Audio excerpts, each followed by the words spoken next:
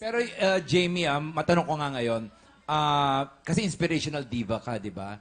How did it come about na yung bang ginagawa mo yung mga pop songs mo, you really love doing that? Kasi nagsimula ka sa pop songs, di ba? Yes. Correct. And then nag-shift ka lang into gospel music, inspirational music a little later. Pero After Miss Saigon. Oh, you became very successful. Actually, Miss Saigon siya dahil nag-show pa kami sa Texas nito. I can clearly remember that.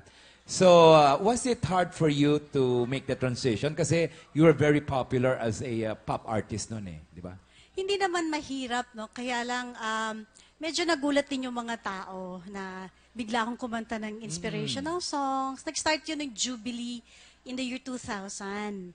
Tapos, hindi naman 14 years or 15 years Yung ago. Jubilee, Yes. yung mga youth all over the world Yes. came to the Philippines, di ba? Hindi, World Youth Day World yun. Youth Day. Jubilee yun yung 2000th birthday of Jesus Christ. Okay. Yun. That was in 2000. Yeah, that was in year 2000. And then, nasundan ng Fourth World Meeting of Families. Yan. Yun, dito ginawa. Ang author nun si Pope John Paul II. Mhm. Tapos dapat, dadating siya dito. But he was too weak at that time to travel. Hindi nakarating, nga. Oo. So, kinanta ko yung Only Selfless Love live via satellite to the Vatican in Italian. Wow. Yun. I never heard your Italian version of that. Oo, Can you sing a few? Wala na, hindi ko na maalala Kahit na isang linya lang?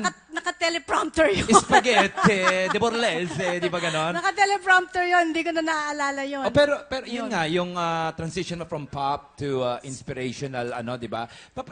Who did somebody, were you forced into it? O parang sabi mo na it's time for me to shift? Or parang it came from your heart na this is the kind of songs that you wanna sing? Because, you know, Nung una, binabaliwala ko eh. Nung una, nung sabi parang sa... calling, parang ganon. Oh, nung una, hindi ko naisip na calling yon.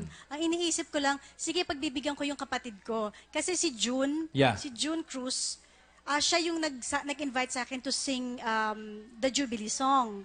Tapos, from then on, yun na nga, nasundan hanggang nagkaroon na ng Healer Land, nagkaroon ng Only Selfless Love, nagkaroon ng Purpose-Driven Life. Tapos si Ron Romulo, bigla akong tinawag na the Inspirational Diva. si Ron So, galing Romulo. pala kay Ron. Ako si Ron. That was my Yes. next, At ano eh. pumagay sa kanya. Na-carry na niya. Siya lang ang Yes, nag-iisang yes. inspirational Correct, diva dito, correct. di ba? Yun. Kaya nagpapasalamat din ako kay Ron kasi si Ron yung nagbigay sa akin ng O title. sige, ngayon ko lang Ayan. nalaman yon.